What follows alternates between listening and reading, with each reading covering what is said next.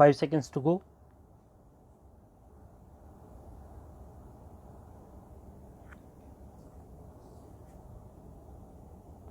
Start. Madam Speaker, our ecology supports cultivation of highly specialized medicinal and aromatic plants. India is also home to a large number of small and cottage industries that manufacture perfumes, essential items, and other associated products. Our government shall support organized cultivation and associated industry. I propose to allocate a sum of rupees 200 crore for this purpose. Food processing sector is growing at an average rate of 8% per annum.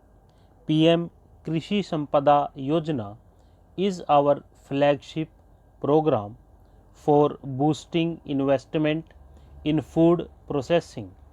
Allocation of Ministry of Food Processing is being doubled from rupees 700 crore in RE 2017-18 to rupees 1400 crore in 2018-19. Government will promote establishment of specialized agro-processing financial institutions in this sector. Tomato, onion and potato are basic vegetables consumed throughout the year. However, seasonal and regional production of these perishable commodities pose a challenge in connecting farmers and consumers in a manner that satisfies both. My government proposes to launch an operational greens on the lines of Operation Food. Operation Greens shall promote farmer producers organizations, agri logistics, processing facilities and professional management. I propose to allocate a sum of rupees 500 crore for this purpose. India's agri exports potential is as high as 100 billion against current exports of $30 billion.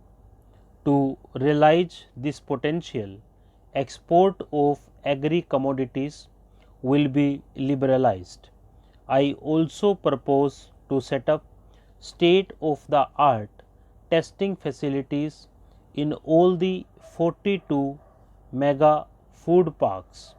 I further propose to extend the facility of Kisan credit cards to fisheries and animal husbandry farmers to help them meet their working capital needs. Small and marginal farmers will get more benefits. Bamboo is green gold. We removed bamboo grown outside forest areas from the definition of trees. Now, I propose to launch a restructured national bamboo mission with an outlay of rupees 1300 crore to promote bamboo sector in a holistic manner. Many farmers are installing solar water pumps to irrigate their fields. Generation of solar electricity is harvesting of sun by the farmers using their lands.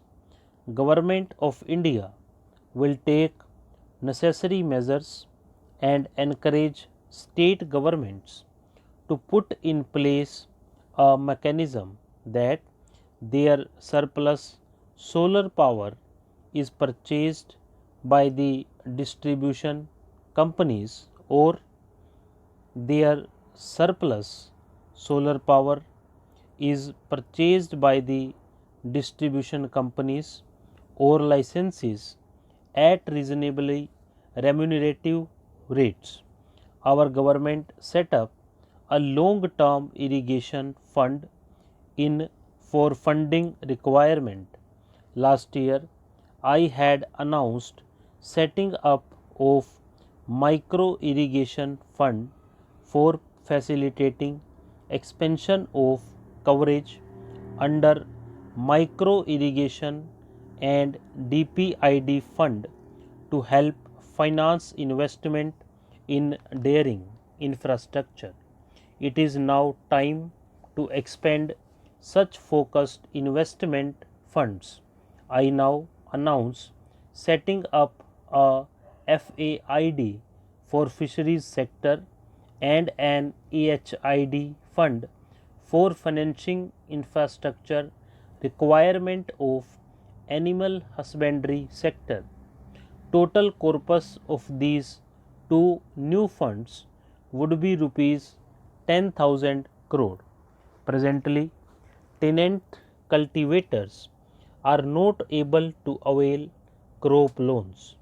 Consequently, a significant proportion of arable land remains fallow and tenant cultivators are forced to secure credit from money lenders.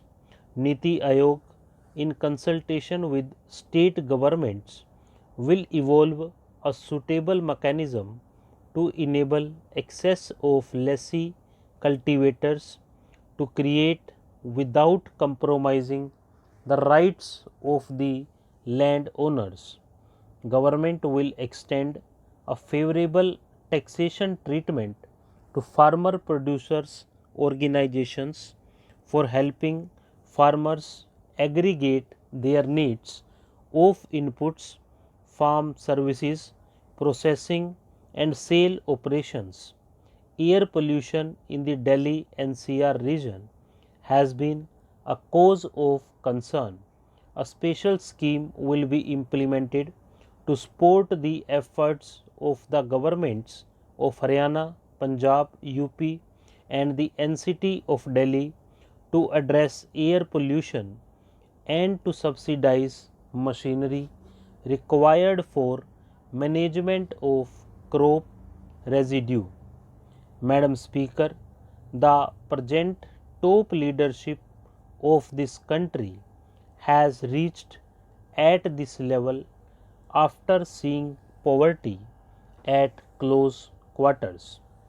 Our leadership is familiar with the problems being faced by the SC, ST, BC and economically weaker sections of the society.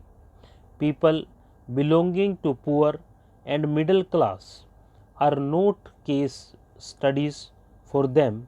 On the other hand, they themselves are case study. The lower and middle class have been the focus of our government during the last 3 years.